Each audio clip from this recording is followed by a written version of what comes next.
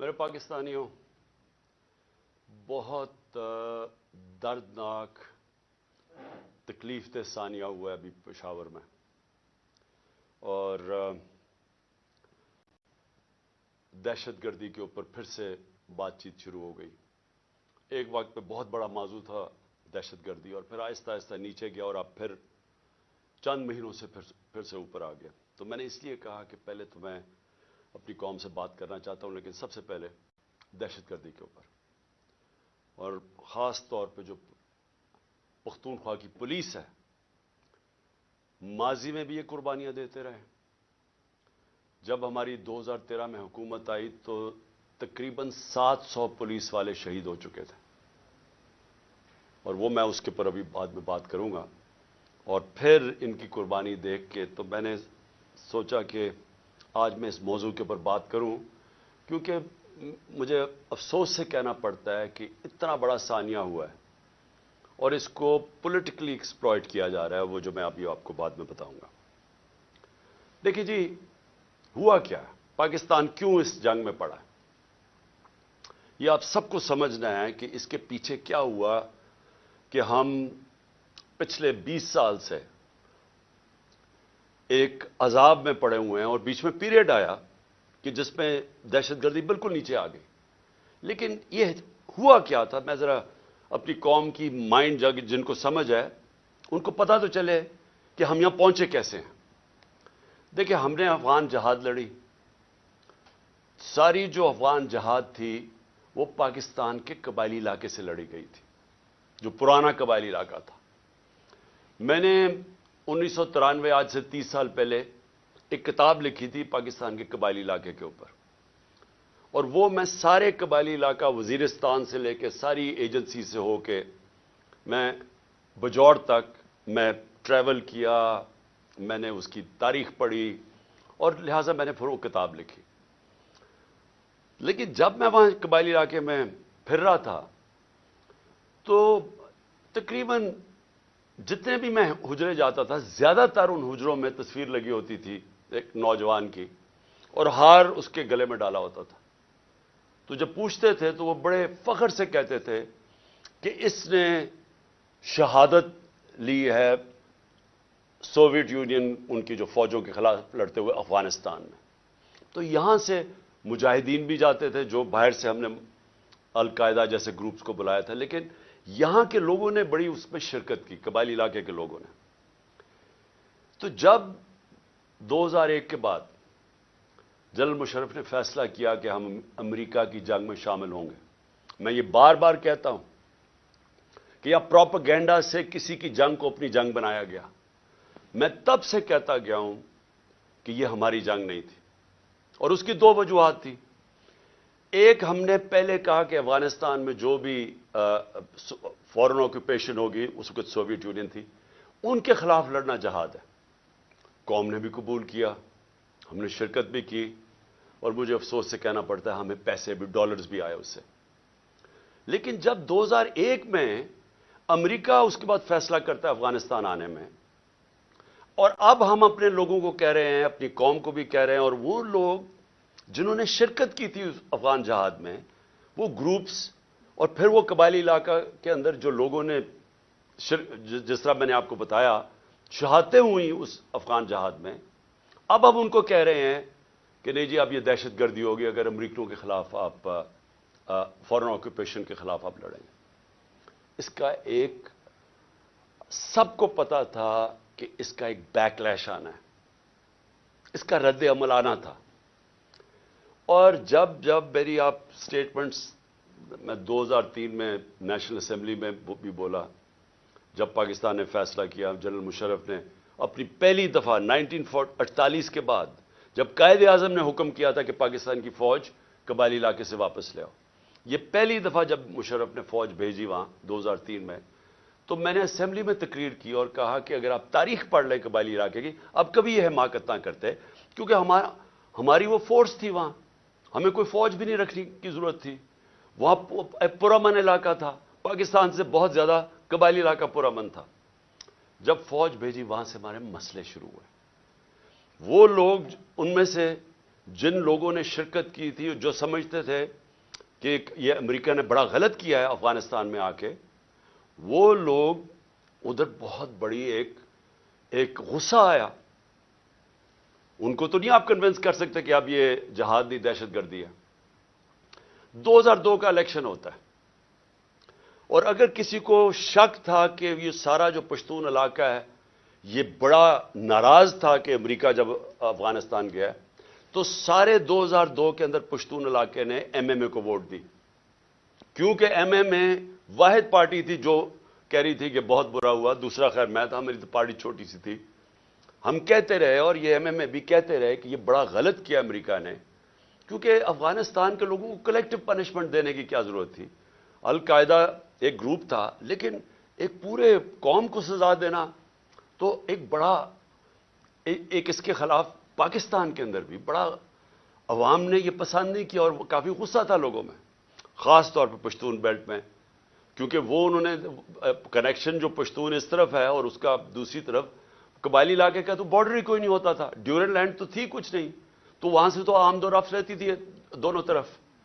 تو اس کا ایک ری ایکشن آیا، اور ری ایکشن عوام نے پشتونوں نے بتا دیا 2002 میں کہ وہ اس جنگ کے خلاف ہے. انہوں نے ایم ایم اے کو ووٹ دی، کیونکہ دونوں پارٹیز تو ڈرتی ہیں، بات ہی نہیں کرتی تھی امریکہ کے خلاف. یہ تو امریکہ کو اپنا وہ آقا مانتی ہیں، تو یہ تو بولی نہیں. تو جو بول رہی تھی پارٹی ایم ایم اے، ان کو قوم نے ووٹ دی، سارے پشتونوں نے. تو پتہ چل گیا کہ قوم کدھر کھڑی ہے.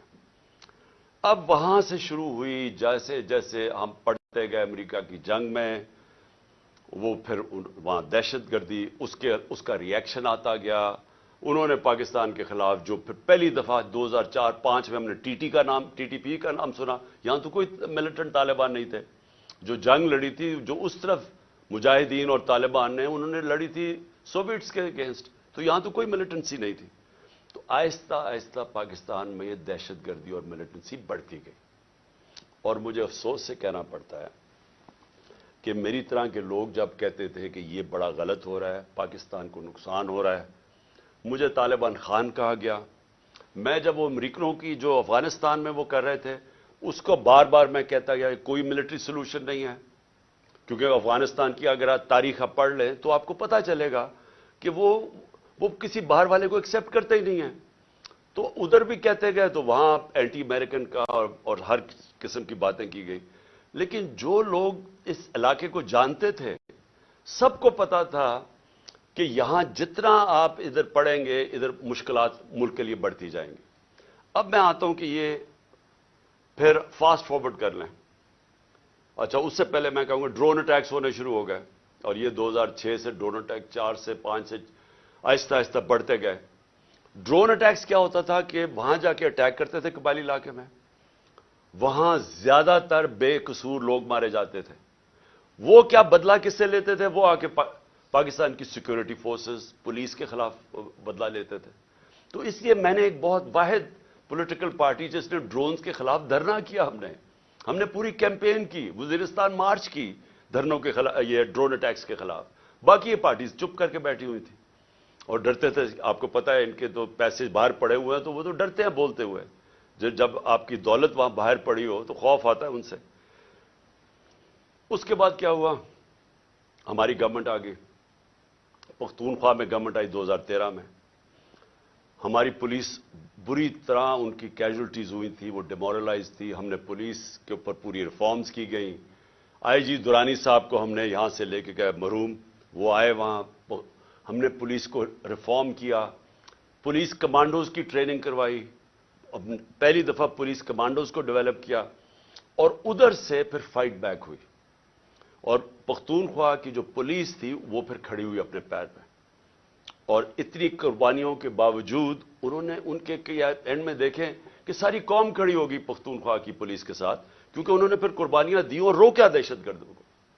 لیکن اصل میں دہشت گردی لڑی جاتی ہے انٹیلیجنس ایجنسی سے، اور قوم کی سیکورٹی فورسز لڑتی ہے. اور قوم کی سیکورٹی فورسز نے اینڈ میں قربانیاں دی. پتہ نہیں 6000 ہمارے فوجی شہید ہو گئے، اور ٹوٹل پاکستان کی 80,000 پاکستانی اس جنگ میں ہلاک ہوئے. اب آ جائیں 2018 میں ہماری گورنمنٹ آ جاتی ہے. ہم فیسیلیٹیٹ کرتے ہیں افغان طالبان کے ساتھ بات چیت اور امریکن اور افغان طالبان کے بیچ میں بات چیت. ہم کوشش کرتے ہیں کیونکہ ہمارا انٹرسٹ تھا وہاں امن ہوگا تو پاکستان میں اس کا فائدہ ہوگا. کیونکہ اس وقت جو پچھلی افغان گورنمنٹ تھی وہ پرو پاکستان نہیں تھی, وہ پرو انڈیا تھی, اور وہ حکومت ہمیں کوئی ہیلپ نہیں ملتی تھی. جب یہاں پاکستان سے تین گروپس آپریٹ کر رہے تھے, افغانستان اٹیک کرتے تھے تو وہ نہیں روکتے تھے. تو ہم نے پوری کوشش کی پہلے بات چیت کروائیں تاکہ امن ہو افغانستان میں. پھر ہم نے کوشش کی افغان گورنمنٹ کو اور طالبان کو اکٹھا بٹھانے کی, وہ ہم فیل ہو گئے, انہوں نے نہیں مانا. لیکن ہم نے کوشش کی, ہم نے دونوں اس گورنمنٹ سے بھی بات کر رہے تھے. میں گیا بھی کابل جب پریزیڈنٹ غنی تھے, تو صرف کوشش کی کہ ہم کسی طرح یہاں امن پیدا کریں. تو جب پچھلی 2021 کی گرمیاں, اب میں صرف آپ کو اس لیے تفصیل بتا رہا ہوں تاکہ آپ کو پتا ہو آج جو ہو رہا ہے اس کے پیچھے بیک گراؤنڈ کیا تھی. 2021 میں گرمیوں میں مجھے خوف آنا شروع ہو گیا جب امریکیوں نے ڈیٹ اناؤنس کی وڈرال کی افغانستان میں. مجھے خوف آنا شروع ہو گیا کہ یہاں خانہ جنگی ہوگی افغانستان میں. اور ہماری ISI نے ہمیں پوری بریفنگ دی کہ 3 لاکھ فوج ہے افغانستان کی, اور جیسے ہی وڈرا اگر یہ جب امریکہ جائیں گے تو یہ 3 لاکھ فوج اور 60-70 ہزار صرف طالبان ہیں, تو یہاں تو خانہ جنگی شروع ہو جائے گی. تو ایک خوف تھا کہ جب وہاں خانہ جنگی شروع ہوگی تو اس کا فال آؤٹ پاکستان میں بھی آئے گا. ایک یہ خوف تھا کہ امریکہ ہمیں ہمارے پہ سینکشنز لگا دیں, کیونکہ وہ پہلے ہی کہہ رہے تھے کہ پاکستان کی وجہ سے ہم نہیں جیتے افغانستان میں. وہ پاکستانی انٹیلیجنس ایجنسیز کو بلیم کرتے تھے کہ وہ طالبان کے خلاف اس لیے کامیاب نہیں ہو کیونکہ پاکستان ان کی مدد کر رہا تھا. تو ڈر یہ تھا کہ ایک دفعہ سول وار شروع ہو گئی تو انہوں نے سارا ملبہ ہمارے پہ ڈال دینا. تو ہم تب سے میں پچھلی یعنی 21 کی گرمیوں سے آپ میری سٹیٹمنٹس دیکھ لیں, میں کہتا گیا تھا کہ وہ جو 2021 اور 22 کی سردیاں ہیں وہ پاکستان کے لیے سب سے مشکل وقت ہے. اور اس کی ایک وجہ یہ تھی کہ مجھے خوف تھا افغانستان میں کیا ہوگا. میرا جنرل باجوہ سے کوئی اختلافات نہیں تھے, ہم ایک پیج پہ تھے. اس ملک نے بڑا فائدہ ہوا جبکہ پاکستان کی اسٹیبلشمنٹ اور الیکٹڈ گورنمنٹ ایک پیج پہ تھی. اچھے کام ہوئے. کرونا کے اندر دنیا نے ہمارا تسلیم کیا جس طرح ہم نے ڈیل کیا, لیکن سب ایک قوم نے مل کے اس سے لڑا. اس کے بعد ٹڈی بھی تھی, اس کا ایک آیا وہ بھی, اس پہ بھی بڑا ہمیں خوف تھا. تو ہر چیز میں اس وقت ہم اکٹھے چل رہے تھے. اختلاف پہلا یہ ہوا کہ ایکسٹینشن کے بعد جنرل باجوہ نے بار بار ہمیں کہا کہ NRO کو NRO دے دو اور یہ اکاؤنٹیبلٹی سے پیچھے ہٹ جاؤ اور نیب کو چینج کر دو جو اب نیب ہے. یعنی نیب کو لاز کو امینڈ کرنا یہ تب سے شروع ہو گیا تھا کہ جیسے آپ امینڈ کریں گے تو یا پولیٹیکل سٹیبلٹی آ جائے گی. بیسکلی ان کو NRO دے دو, جو ہم نے ریفیوز کر دیا. میں نے میٹنگ بھی تھی ایک ہوئی تھی جس میں میرے سینئر منسٹرز بیٹھے تھے, جنرل باجوہ نے یہ تجویز دی. ہم نے کہا ہم نہیں کرتے کیونکہ میں تو آئے پالیٹکس میں 26 سال پہلے تھا رول آف لا کے لیے اور انصاف, اور اگر انصاف نہیں ہوتا تو کرپشن ہوتی ہے. تو دوسرا اختلاف کدھر ہوا؟ دوسرا اختلاف ان سے ہوا جنرل فیض کے اوپر. اب میں آج ساری قوم کے سامنے رکھنا چاہتا ہوں جو حقائق کیا تھے. میرا جنرل فیض کو اس وقت میں سمجھتا تھا کہ کیونکہ 2021-22 کی سردیاں ہمارے لیے بڑی مشکل ہوں گی, میں چاہتا تھا کیونکہ افغانستان کا فال آؤٹ آنا تھا, میں یہ چاہ رہا تھا کہ ان کو یہ سردیوں تک جنرل فیض کو رکھا جائے. کیونکہ اگر سب سے مشکل ٹائم ہے تو جو سب سے ایکسپیرینسڈ آپ کا انٹیلیجنس کا چیف ہے اس کو ہونا چاہیے, آپ کا بیسٹ کھلاڑی ہونا چاہیے. مجھے تب سے خوف تھا دہشت گردی کا. میں نے بار بار جنرل باجوہ سے بھی بات کی, میں نے اپنی کیبنٹ کو بھی بتایا کہ سردیاں ہمارے لیے مشکل ہیں, کیونکہ ایک پوری تاریخ میں دیکھ رہا تھا, مجھے تو پوری بیک گراؤنڈ پتا ہے اس کی.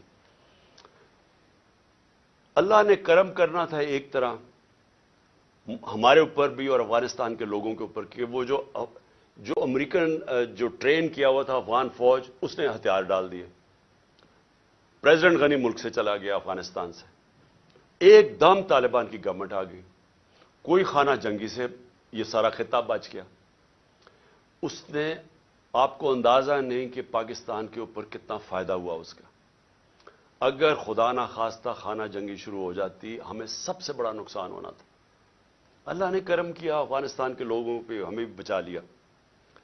اب اس کے بعد کیا ہوا؟ پاکستان, کیونکہ ہم نے دوحہ کے ڈائلاگز جو امریکن اور طالبان کے تھے, ہم نے سب سے زیادہ اس میں پروموٹ کیا, اس کے اندر ہمارا سب سے بڑا کام تھا. تو ایک جو گورنمنٹ سب سے پہلے جس کے سب سے اچھے تعلقات تھے افغانستان میں, وہ پاکستان تھا. اور جو دنیا نے ایکنالج کیا کہ جو ایویکویشن ہوئی افغانستان میں, اس میں پاکستان نے سب سے بڑا رول پلے کیا, کیونکہ ہمارے تعلقات اچھے تھے. اور پھر شاہ محمود قریشی کو میں نے وہاں بھیجا, انہوں نے ان سے میٹنگز کی. ہماری کوشش یہ تھی کہ 2500 کلومیٹر کا ہمارا بارڈر ہے افغانستان کے ساتھ. ہمارے تعلقات اچھے ہوں گے تو یہ جو 3 قسم کے دہشت گرد پاکستان میں آپریٹ کر رہے تھے, BLA, TTP اور پھر آئسل, تو ہماری کوشش یہ تھی کہ ہم ان کے ساتھ اگر وہاں سٹیبل گورنمنٹ آ جائے تو پاکستان بچ جاتا ہے دہشت گردی سے. OIC کی منسٹرز کی میٹنگ کروائی غالباً دسمبر میرے خیال میں 2021 میں. افغانستان کو ٹاپک رکھا, دنیا کو بتایا کہ افغانستان کی سٹیبلٹی ضروری ہے, جس پہ ایک ہم نے اپنی وجہ بتائی کہ پاکستان میں دہشت گردی کنٹرول کرنے کے لیے سٹیبل افغانستان ضروری ہے. کانفرنس کروائی. اس کے بعد کیا ہوا کہ اس کے بعد بدقسمتی سے رجیم چینج آ گئی اور ہماری گورنمنٹ کو ہٹایا گیا. جب ہماری گورنمنٹ کو ہٹایا گیا تو اس سے پہلے ہماری میٹنگ ہوئی. میں نے جنرل باجوہ اور ISI چیف تھے, اب مجھے یہ نہیں یاد کہ اس وقت جنرل فیض آ گئے تھے یا یہ جنرل ندیم تھے, لیکن جنرل باجوہ تھے, اور میں نے اور ہم نے بیٹھ کے گفتگو کی کہ اب جب اپنی افغانستان میں ایک پرو پاکستان گورنمنٹ ہے, یعنی اینٹی نہیں ہے, کیونکہ غنی ایڈمنسٹریشن تو پاکستان کے خلاف تھی, جب وہ آ گئی ہے تو ہمیں کوشش کرنا چاہیے. اب جب طالبان, انہوں نے بھی کہہ دیا کہ اب ہم ان کو واپس بھیجنے لگے ہیں. اب 30 سے 40 ہزار طالبان فائٹرز اور ان کی فیملی افغانستان میں تھی. تو ہماری میٹنگ ہوئی اور ہم نے سوچا کہ اب ان کو کیا کرنا ہے. انہوں نے, وہ کہہ رہے ہیں کہ پاکستان آئے اب یہ واپس, اور وہ بیچ میں بھی پڑھنے لگے تھے کہ ہم کسی طرح بات چیت میں بھی وہ فیسیلیٹیٹ کریں. اب ڈسکشن یہ ہوئی, کیونکہ یہ جو سیکیورٹی ایشوز ہیں وہ تو ہم بات کر, جب ہماری بات ہوئی تو 2 ہمارے, خاص طور پہ 2 کی میں بات کر رہا ہوں, 3 جو ایک اور ہمارے بیوروکریٹ تھے جن کو قبائلی علاقے کا اندازہ تھا, جو سرو کر چکے تھے, اور ہمارے نور الحق قادری صاحب جو خیبر ایجنسی سے تھے, اور مراد جس نے ساری جو سوات کے اندر پورا آپریشن ہوا تھا طالبان. تو انہوں نے بیٹھ کے بڑا خدشہ بتایا کہ دیکھیں جب وہ آئیں گے تو ان کی سیٹلمنٹ کیسے ہوگی, کیونکہ بڑا مشکل ہوگا, لوگوں کی دشمنیاں ہیں, قتل کیے ہوئے ہیں آپس میں, اور انہوں نے, طالبان نے, تو وہ بڑی تشویش تھی. تو یہ فیصلہ کیا گیا کہ ہمارے جو قبائلی علاقے کے MNAs اور وہ بیٹھ کے ہماری سیکیورٹی فورسز فیصلہ کریں گی کہ ان کو ریہیبلیٹیٹ کیسے کرنا ہے. یہ بھی سوچا کہ ان کے لیے پیسے خرچ کریں گے, کیونکہ 2 ہی ہے نا, یا ہم ان کو مار دیں ساروں کو کھڑا کر کے, اور یا پھر ان کو سیٹل کریں اور ان سے کوئی اگریمنٹ کریں. یہ اس کے علاوہ تو تیسرا کچھ نہیں تھا. تو ہم نے ان سے یہ بات ہوئی, اور وہ بدقسمتی سے بات آگے بڑھی نہیں, کیونکہ اور چیزیں آ گئی, اور آپ سب جانتے ہیں رجیم چینج کے اندر اور چیزیں آ گئی. اس کے بعد ہماری گورنمنٹ چلی گئی. 2022 کی جون کے اندر ملاکنڈ کے اندر مسئلہ آ گیا, سوات کے اندر ایک دم طالبان کی وہاں کوئی آیا, اور وہ عوام کھڑی ہو گئی, ان کو بڑا کہ پھر سے وہی حال ہونے لگا جو کہ پہلے تھا, جدھر سوات کے لوگوں نے بڑی مشکل وقت گزارا.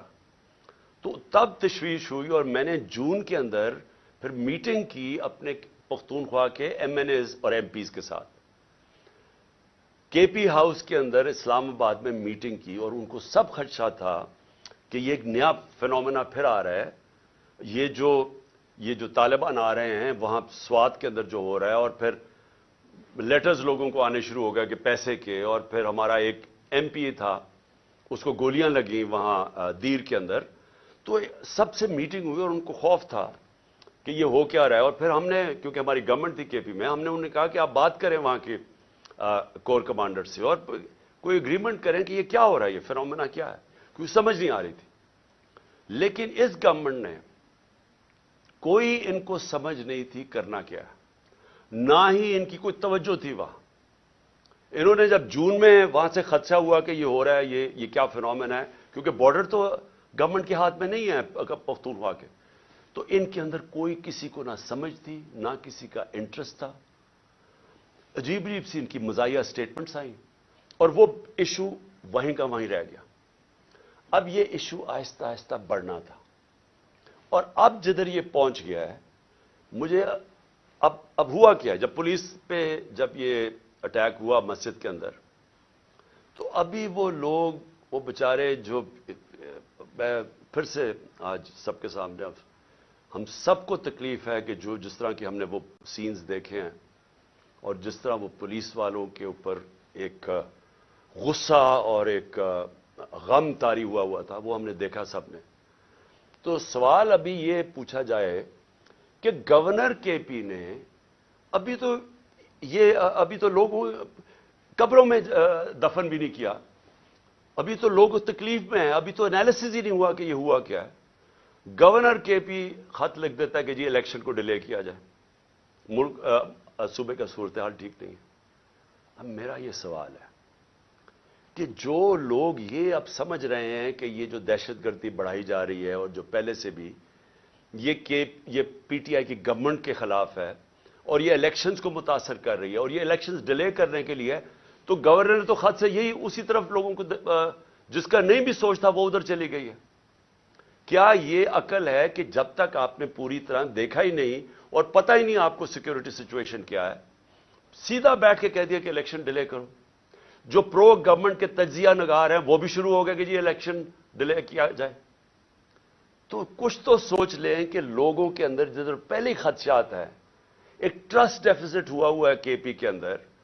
پختونخوا کے لوگوں کو اعتماد چلا گیا ہے کہ یہ دہشت گردی ہے کیا. ہم سب جانتے ہیں کہ پی ٹی ایم کے کیا نعرے ہیں, اور جب پہلے سے خدشے ہیں تو یہ گورنر سٹیٹمنٹ دے رہا ہے کہ جناب الیکشن ڈیلے کر دیں. تو میرا سب سے بڑا سوال اب یہ کہ آج میں اس گورنمنٹ اور ان کے لوگوں سے پوچھنا چاہتا ہوں کہ جو ہمیں ذمہ دار ٹھہرا رہے ہیں, میں یہ پوچھنا چاہتا ہوں کہ میں اس کا تو جواب دے سکتا ہوں جب ہم اقتدار میں تھے. جب ہم اقتدار میں نہیں ہیں یہ کہنا کہ کیونکہ اس دور میں انہوں نے یہ کیا تو آج یہ ہو گیا. سوال یہ ہے کہ ہمارے دور میں کیوں نہیں ہوا. 2013 سے ہماری گورنمنٹ تھی پختونخوا جو سب سے بڑا صوبہ جو تباہی میں چی. 2013 سے 18 تک ذرا دہشت گردی دیکھ لیں کہ پختونخوا میں کتنی ہوئی ہمارے دور میں, اور 2018 سے اب تک ہماری جب گورنمنٹ تھی مجھے یہ بتا دیں کتنی دہشت گردی تھی. تو آج ہمیں یہ کہا جا رہا ہے کہ جناب وہ کیونکہ انہوں نے پتہ نہیں کیا کیونکہ آج دہشت گردی بڑھ گئی.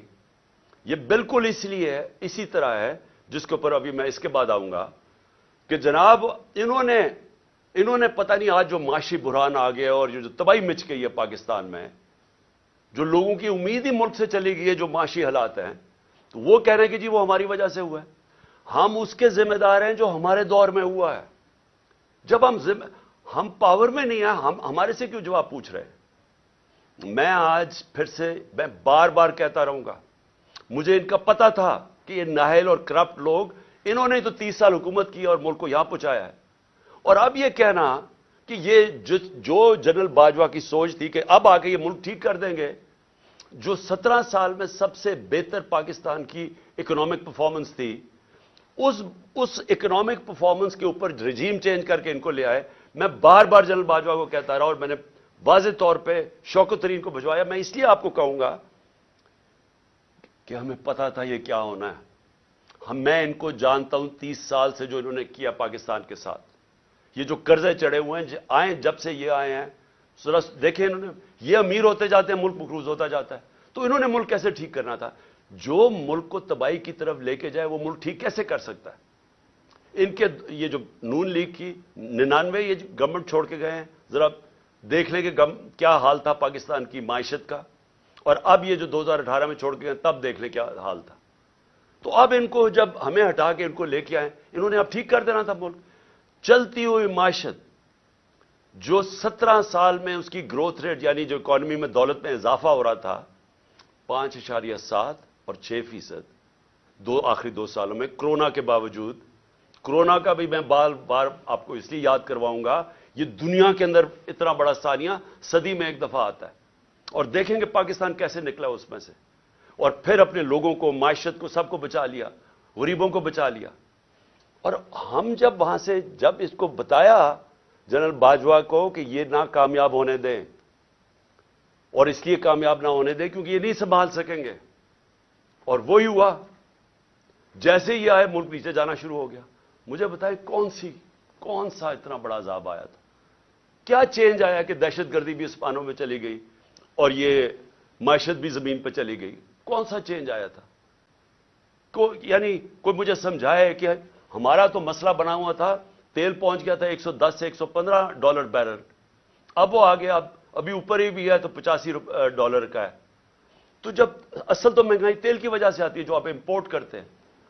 تو ہم نے تو جو انرجی کی قیمتیں وہ بھی اوپر گئیں, کموڈٹی سپر سائیکل جس کو کہتے ہیں اس کو بھی گزارا. 2.5 سال ہم IMF کے نیچے تھے, IMF کے پروگرام سے بھی گزرے. اس کے باوجود اگر ہم یہ پاکستان کی دولت میں اضافہ کر سکتے ہیں, انڈسٹری بھی گرو کر رہی تھی, کسان بھی خوش تھا, سروسز بھی اوپر جا رہی تھی, فیوچر ٹیکنالوجی اس میں گروتھ آ گئی تھی, ہمارے ٹیکس کلیکشن بڑھ گئے تھے, ہمارے record tax collection, overseas Pakistani کو اعتماد تھا ہمارے پہ, وہ ریمیٹنسز ریکارڈ بھیج رہے تھے $31 ارب کی. تو یہ آتے ساتھ ہی آج نیچے کیسے پہنچ گئے؟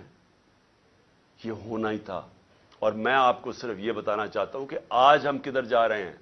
میرے سے وہ چیزیں پوچھیں جب میں اقتدار میں تھا, اگر یہ نہ ہٹاتے پھر ہم ذمہ دار تھے.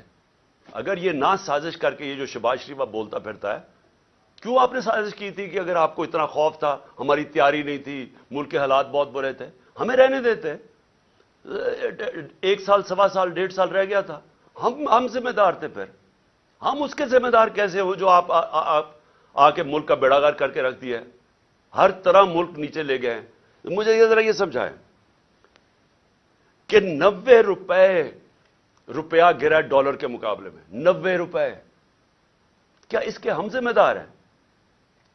یعنی کیا آپ مجھے صرف یہ سمجھا دیں کہ یہ جسٹیفائی کیسے کرتے ہیں کہ 90 روپے ڈالر کے مقابلے میں کم ہو گیا؟ 90 روپے پاکستان کی دولت, لوگوں کے پیسے کے اندر کمی آ گئی ہے.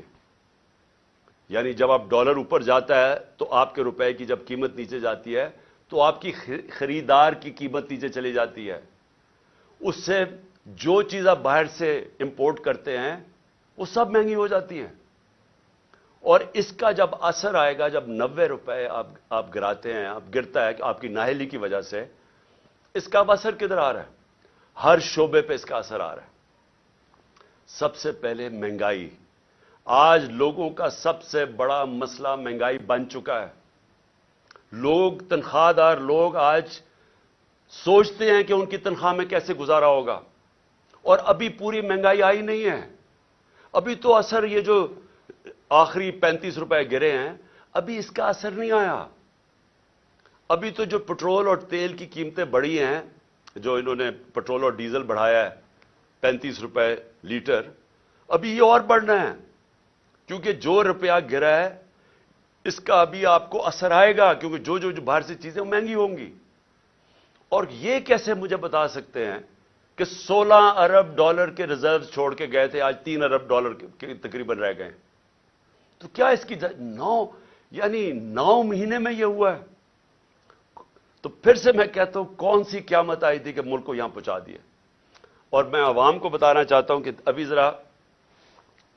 ابھی جو مہنگائی ہے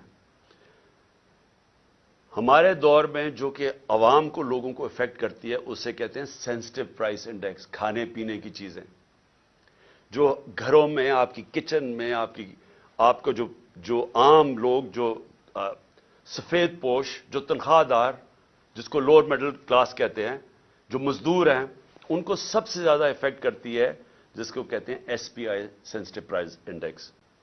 ہمارے دور میں 16% تھی, آج وہ پہنچ گئی ہے تقریباً 40%, اور یہاں رکنے نہیں لگی, کیونکہ ابھی اس کا پورا اثر آیا نہیں ہے جو روپیہ ہمارا اتنی تیزی سے گرا ہے. اس کا مطلب چیزیں جب اور مہنگی ہوتی جائیں گی, یہ لوگوں کے لیے اور مہنگائی بڑھتی جائے گی. اس کے بعد یہ صرف یہ یہ تیل اور ڈیزل نہیں بڑھا، اور اس کا بھی اثر آئے گا. گیس بڑھنے والی ہے، بجلی بڑھنے والی ہے. بجلی یہ دگنی کر چکے ہیں، ہمارے جانے کے بعد دگنی اس سے زیادہ بڑھنے والی ہے. اور جو ہمارے قرضے ہیں، 9 مہینے میں ہمارے قرضے کتنے بڑھے ہیں؟ 10,000 ارب روپیہ، 10 ٹریلین روپے ہمارے قرضے بڑھ چکے ہیں جب سے یہ آئے. اور انہوں نے کیا کیا؟ ایک کارنامہ کیا، اپنے سارے کرپشن کے کیسز ختم کر دیے. عوام کا انہوں نے جو حال کیا وہ آپ سب کے سامنے ہے. عوام کو دھکیل دیا ادھر جدھر 8 لاکھ ہمارے پروفیشنلز ملک چھوڑ کے چلے گئے ہیں، امید کھو بیٹھے ہیں. عوام ادھر پسی ہوئی ہے، اور انہوں نے 1100 ارب روپے کے اپنے کرپشن کیس ختم کیے. ان کو نہ فکر تھی دہشت گردی کی، نہ انہوں نے اس کے اوپر ٹائم لگایا. معیشت کی ان کو سمجھ نہیں تھی، اور یہ جو ان کی نااہلی تھی وہ سامنے آ گئی ہے. اور اپنا صرف جدر کامیابی سے جس کام کے لیے آئے تھے، اپنے سارے کرپشن کے کیس ختم کر دیے، جس کو ہم NRO 2 کہتے ہیں. جو ملک سے ایک غداری کی تھی جنرل مشرف نے، جب ان کی چوروں کی بڑی چوری معاف کی تھی 2008 میں، اور ایک یہ دوسری جنرل باجوہ نے یہ جو ان کو NRO 2 دیا ہے، یہ سب سے بڑی غداری ہے کہ آج دروازے کھول دیے ہیں بڑی چوری کے، وائٹ کالر کرائم کے دروازے کھول دیے ہیں. کیونکہ نیب تو انہوں نے ختم کر دی ہے، FIA ختم کر دی ہے. ان کا صرف کام ہے سیاسی انتقام لینا. اور میں جو تیسری آج چیز بات کرنا چاہتا ہوں، 3 چیزوں پہ میں نے آج بات کرنی تھی. پہلے دہشت گردی پہ کہ وہ ہمیں ذمہ دار ٹھہرا رہے ہیں، اور دوسرا یہ معیشت پہ وہ نیچے گئے، وہ ہمیں ذمہ دار ٹھہرا رہے ہیں. نہیں اتنی سازش کرنی تھی، اگر نئی کیپبلٹی تھی تو نہ کرتے. تو آج آ کے آپ اپنی چوری معاف کروا لیں، لیکن جو سارا ملک نے تباہی کیا وہ ہمارے پہ ڈال دیں. جو تیسری چیز ہے وہ اسی وجہ سے وہ ہے الیکشنز.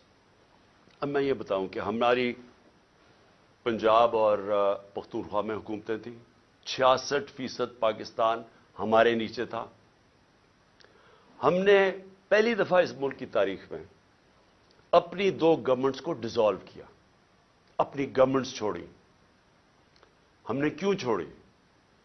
اب ہمیں کوئی ضرورت نہیں تھی، کسی نے بندوق نہیں رکھی تھی ہماری گورنمنٹ کرانے کے لیے. ہم نے اس لیے چھوڑی کیونکہ ہم سب کو خوف آ رہا ہے پاکستان کا. یہ جو تباہی کی طرف یہ لے کے جا رہے ہیں، اور مجھے خوف ہے کہ آگے اور ہم نے کتنا نیچے جانا ہے. IMF مل بھی گئی تو وہ بھی کینسر کا علاج ڈسپلن سے ہوگا. خوف یہ تھا کہ اگر یہ زیادہ، اور ان کا کوئی الیکشن کروانے کا سوچ نہیں. یہ بھی واضح ہو جانا چاہیے کہ اتنی جلدی انہوں نے پشاور کے ثانیہ کو استعمال کیا ہے کہ کس طرح الیکشن ڈیلے ہو جائے. ان کا الیکشن اس سال کروانے کا بھی نہیں تھا پلان، یہ آگے لے کے جانا چاہتے ہیں. اور ان کی پوری کوشش یہ ہے کہ کسی نہ کسی طرح یہ تب الیکشن کروائیں جب یہ سمجھیں کہ تحریک انصاف ختم ہو چکی ہے. یہ ان کا پلان ہے.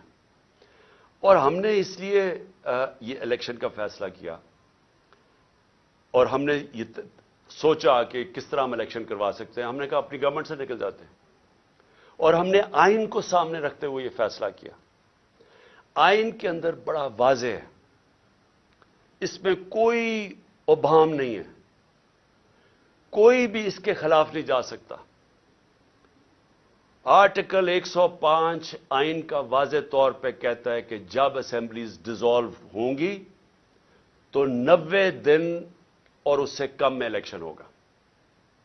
کوئی ifs and buts نہیں ہے اس میں. یہ ہم نے قربانی اس لیے دی کہ ہم سے یہ سمجھتے تھے کہ یہاں ایک ہی طریقہ ہے کہ ایک دفعہ پنجاب اور پختونخوا میں الیکشن ہو گیا تو مجبوراً 66% پاکستان میں الیکشن ہوگا، مطلب سارے ملک میں ہو جائے گا. تو ہم نے تو اس لیے دی. اب یہ اس سے بھاگ رہے ہیں، سب مل کے اب کوشش کر رہے ہیں کہ کسی نہ کسی طرح اس سے باہر نکلیں.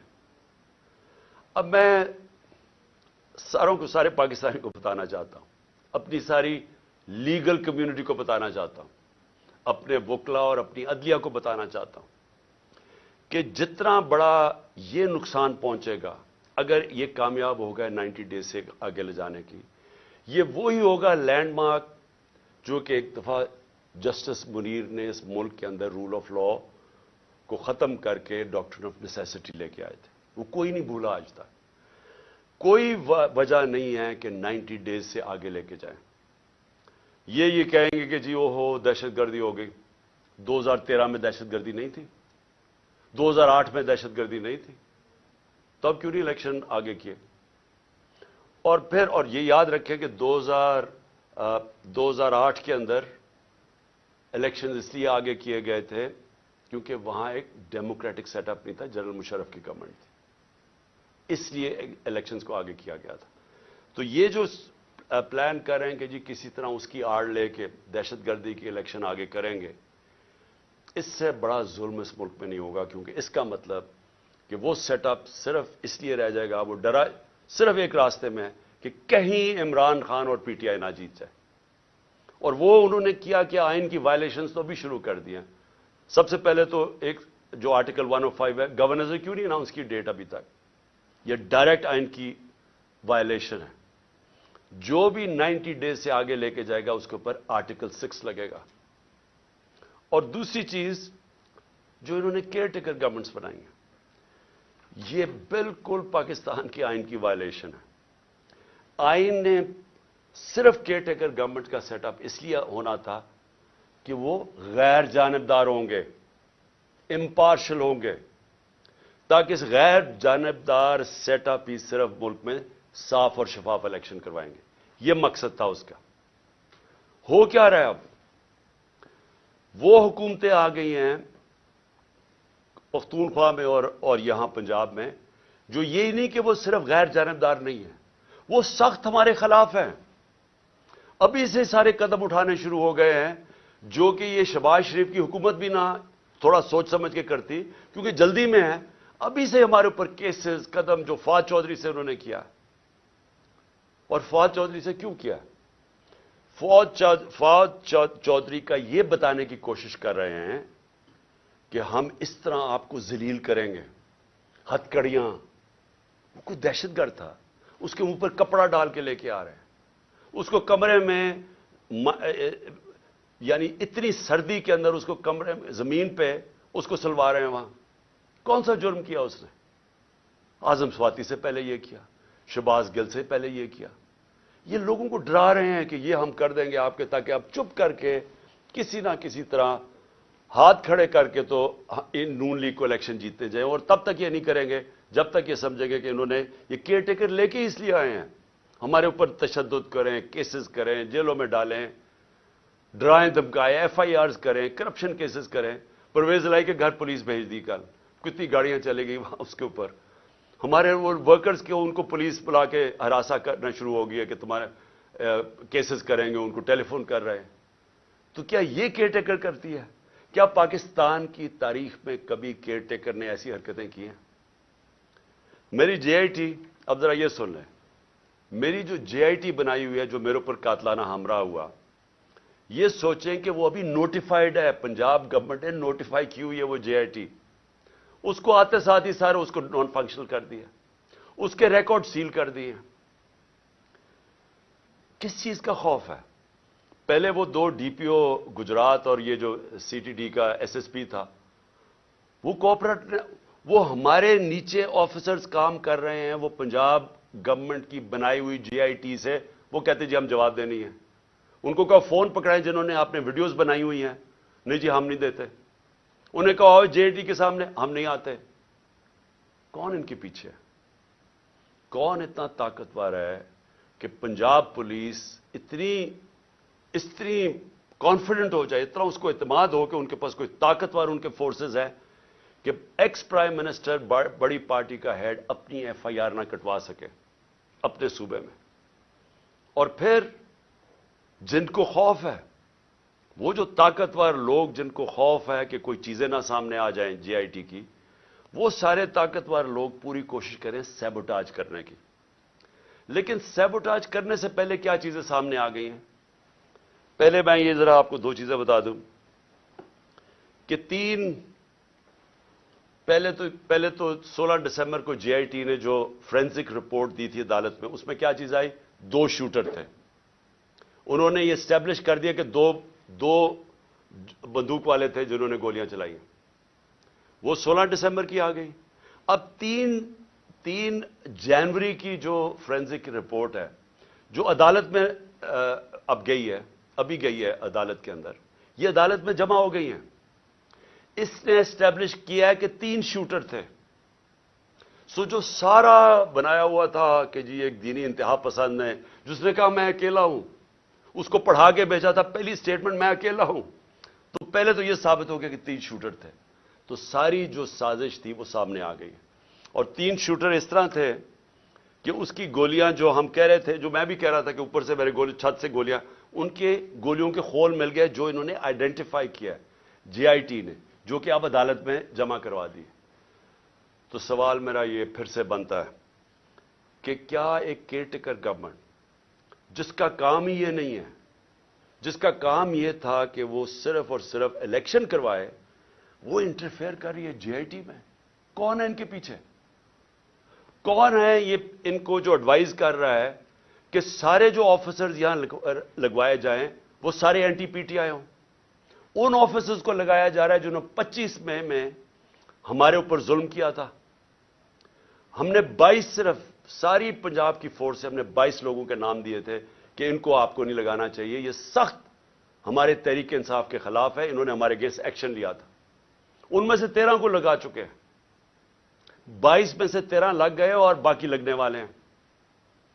कौन सी केयरटेकर गवर्नमेंट ने पाकिस्तान की तारीख में यह किया है? और मैं एक और भी बात करना चाहता हूं, क्योंकि ये मेरे ऊपर जो कातलाना हमला हुआ था, एक क़यामत की निशानी आ गई है। आसिफ जरदारी ने मेरे ऊपर हर्जाना कर दिया, डेफेमेशन कर दिए। डेफेमेशन का क्या मतलब होता है? कि मेरी रेपुटेशन को नुकसान पहुंचाया गया है, इसलिए मैं अदालत में जा रहा हूं। आसिफ जरदारी साहब, सबसे पहले जब यह अदालत में केस जाएगा, मैं तो बड़ा शुक्र कर रहा हूं कि आप अदालत में आएंगे, सबसे पहले वो आपसे पूछेंगे क्या आपकी कोई रेपुटेशन है जो खराब हुई है, उसको नुकसान पहुंच सकता है। सारी दुनिया में मजमून आपको दिखाएंगे पहले कि मिस्टर 10% आपका नाम रखा गया था, कि हर चीज के ऊपर पैसे बनाते थे। सिंध के लोगों से पूछें कि क्या जुल्म का निजाम आपने वहां रखा हुआ है। कुरान पे हाथ रख के बताएं कि आपने अब तक कितने लोग मरवा चुके हैं। वो जज का जो नाम आपके ऊपर आता है, बताएं ना लोगों को कि आपने क्या क्या किया अपनी माजी में, किस तरह की दहशत फैलाई हुई है आपने सिंध के अंदर। मैं तो शुक्र कर रहा हूं कि मेरे ऊपर हर्जाना करें आप। और फिर क्या ये, जब मैं कह रहा था कि मेरे ऊपर हमला होने वाला है, ये जो जीआईटी की रिपोर्ट के सामने कि एक दीनी इंतहा पसंद के नाम पे मुझे कत्ल करेंगे, तो क्या किसी ने राइटिंग में दिया था कॉन्ट्रैक्ट? मुझे पता चल ही गया था ना कहीं से, तो मैं इसलिए बोल रहा था तब, और जलसों में कह रहा था कि करने वाले हैं। उससे पहले भी एक प्लान बनाया हुआ था, ये प्लान बी बना था, तो कोई मुझे राइटिंग में तो किसी ने नहीं कहा था कि आप सबूत दें जी।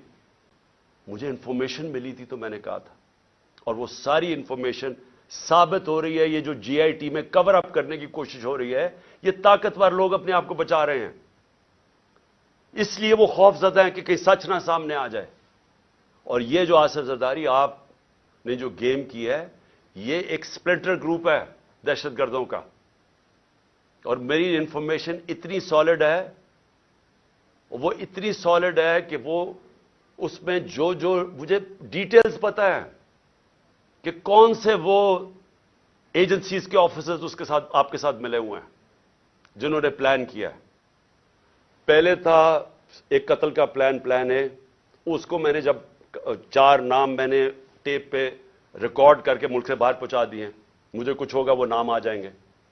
फिर प्लान बी बना जिसमें 3 लोग मुलव्विस थे, उसका मैंने सीधी तरह, और उसकी एफआईआर, उसकी क्यों कि एफआईआर नहीं हुई, इसी से साबित होता है कि वो तीनों मुलव्विस थे, क्योंकि मेरी राइट है, ये तो मेरा हक है कि एफआईआर, मेरे ऊपर कातलाना हमला हुआ, मुझे इजाजत होनी चाहिए थी, इन्वेस्टिगेशन में अपने आप को साबित कर लेते हैं। और ये जो तीसरा है, जो ये प्लान इन्होंने किया हुआ है, अब ये दहशतगर्दी के नाम पे होगा कि पहले तो दीनी इंतहा पसंद ना, सलमान तसीफ टाइप मर्डर, अब ये होगा कि जी दहशतगर्दी मुल्क में आ गई है, تو جی دہشت گرد کا خودکش حملہ ہو گیا اور عمران خان کو مار دیا.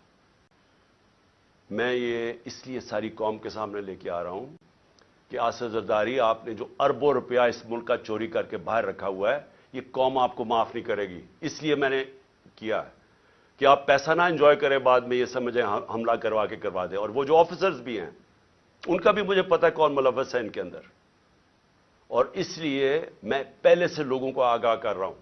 اور میں بڑا شکر کر رہا ہوں کہ اس آدمی کو میرے ساتھ عدالت میں کھڑا کرو. میں اس کی پوری کتاب ہوگی، اتنی بڑی کتاب ہوگی بتانے کے لیے کہ اس کے پاس ریپوٹیشن ہی نہیں ہے ڈیفینڈ کرنے کے لیے. آخر میں اپنی قوم کو میرا آخری پیغام یہ آج کی تقریر کا کہ دیکھیں، ایک ملک پھر سے یہ یاد رکھیں کہ ہم جس طرح جا رہے ہیں یہ ملک ہم تباہی کی طرف جا رہے ہیں. کیوں؟ کیونکہ ہمارا ایک بہت بڑا، جب پاکستان بنا تھا اس کے پیچھے ایک بڑا فلسفہ تھا، اس کے پیچھے قربانیاں تھیں، اس کے پیچھے ایک بڑی خواب تھی. اس ملک کو بنانے کے لیے ساری دنیا، مسلمان دنیا میں خوشیاں ہوئی تھیں. مجھے البینیا کا پرائم منسٹر ملا ایک دفعہ. اس نے کہا کہ ہم قائد اعظم کی تقریریں سنا کرتے تھے، اب وہ فوت ہو گئے، ہم ریڈیو پہ سنا کرتے تھے. اور نیلسن منڈیلا نے کہا کہ وہ قائد اعظم کی تقریریں سنتے تھے کیونکہ وہ سارے آزادی کی جنگ میں ملوث تھے. اور اس نے کہا کہ مٹھائیاں بانٹی گئیں البینیا کے اندر جب پاکستان بنا. یہ ساری مسلمان دنیا میں ایک ہوپ آئی کہ کیسا ملک بنے گا. اس وقت سب سے بڑی پاکستان کی آبادی تھی مسلمان ملکوں میں. بدقسمتی سے ناانصافی کی وجہ سے ایسٹ پاکستان علیحدہ ہوا. تو اس وقت سارے لوگوں نے امید لگائی ہوئی تھی کہ کیسا ملک آئے گا جو لیڈ کرے گا مسلمان دنیا کو. ہم کدھر پہنچ گئے وہاں سے؟ ہمارے پاس یہ چور اوپر بیٹھ گئے آ کے، پیسے ان کے باہر پڑے ہیں، ملک کا ان کو کوئی فکر ہی نہیں ہے. روپیہ 90 روپیہ ڈالر مہنگا ہو گیا ہے ان کے 9 مہینے میں. ان کو کیا فائدہ ہوا؟ ان کو کیا نقصان ہوا؟ فائدہ ہی فائدہ، نقصان زیرو. کیونکہ ان کے ڈالرز میں پیسے پڑے ہوئے ہیں باہر.